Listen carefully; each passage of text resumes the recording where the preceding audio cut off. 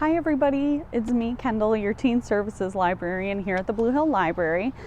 I am going to talk to you about a new book, obviously, but as you can see, I'm also outside.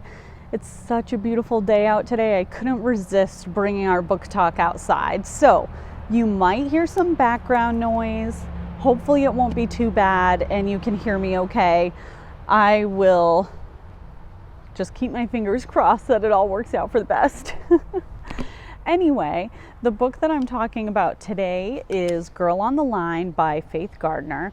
This book is a fairly new release. It came out a couple months ago, I believe in March, if I remember correctly.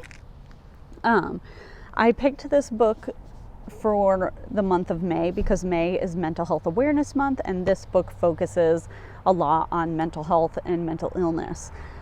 The main character in this book is named Journey, and she has big feelings. That's how she describes them.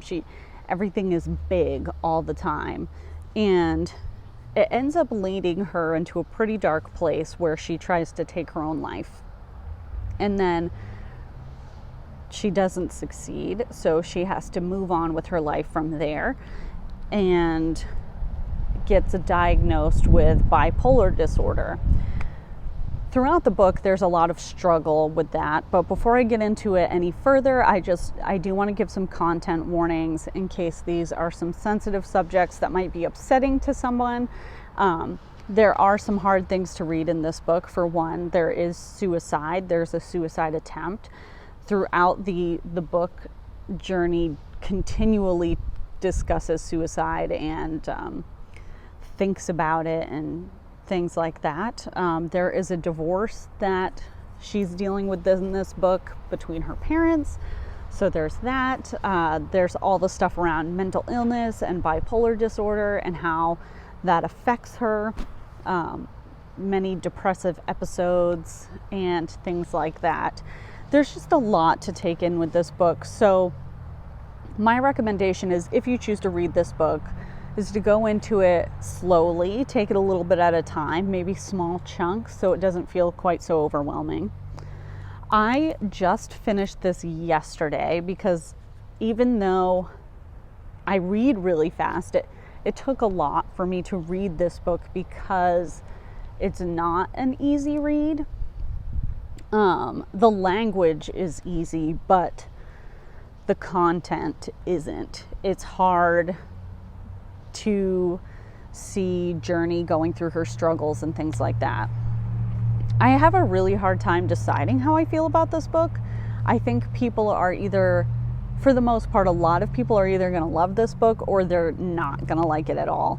I did read a couple reviews from therapists that made complaints about this book in regards to a few specific incidences that occur, and I don't necessarily agree with. But I think everybody has their own view on things, so it's hard to say from just that. I do really appreciate what this book does and how it shows mental illness. We don't know for sure that Journey has bipolar. She often doesn't feel like she does, and I think that's the case for a lot of people who have mental health struggles. Is when you're feeling good, but when you're not, that's when everything seems much more challenging. Journey is really trying to figure out who she is and decide whether or not she's crazy, which obviously she's not crazy.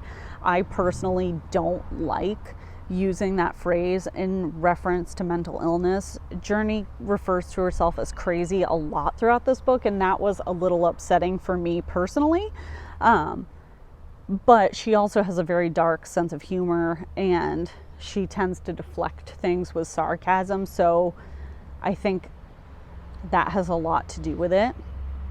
There were a couple other things that I found a little bit problematic about this book. One of them being that after Journey is initially diagnosed with bipolar by a psychiatrist that's not super great, she's prescribed a medication, which is fine. Sometimes medication is exactly what you need and it can be really helpful. But Journey decides to go off her medication on her own. She doesn't consult a doctor. She doesn't talk to her parents. And that's the thing that I found troubling, is I don't want to see this set as an example for people. It's always so important to talk to somebody, if your doctor or your parents or whoever, about your choice to go on medication or go off of it, because health-wise it's not necessarily safe to just suddenly go off your medication.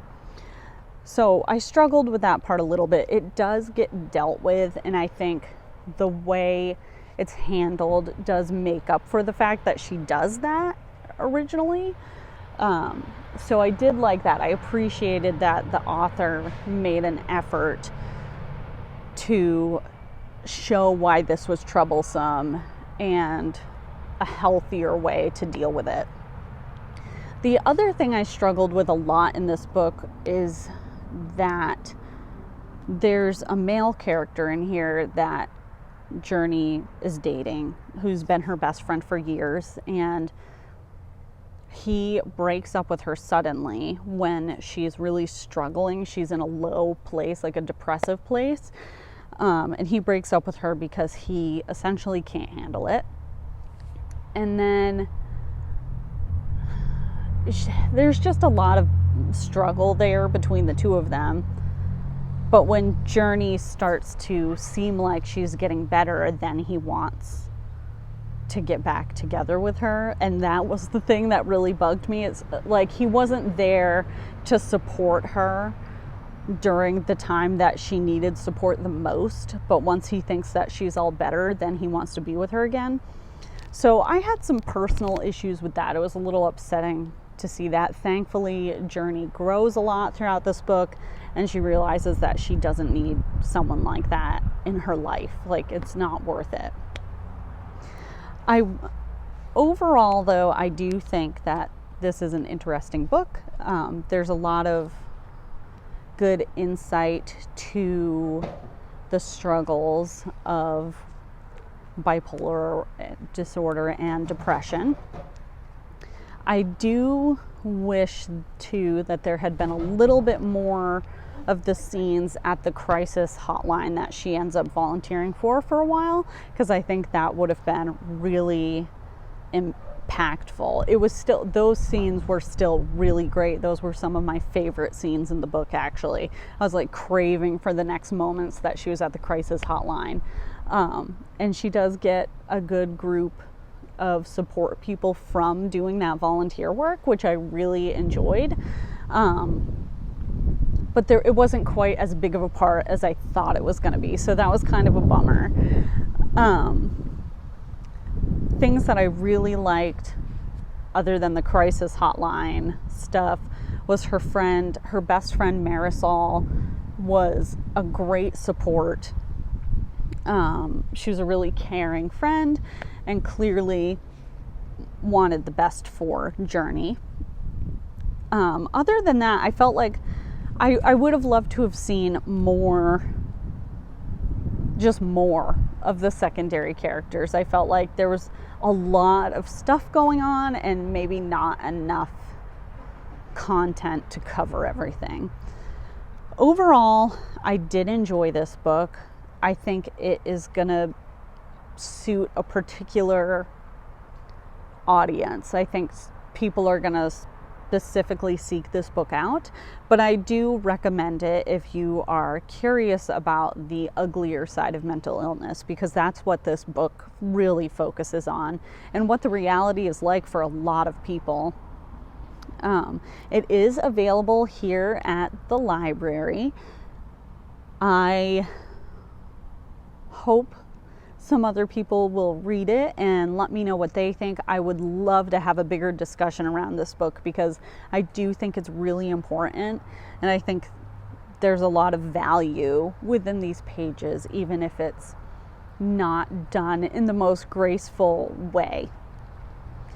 I hope that you like this anyway. I hope that you give it a try because, like I said, it is worth giving it a shot if you're interested in this sort of thing.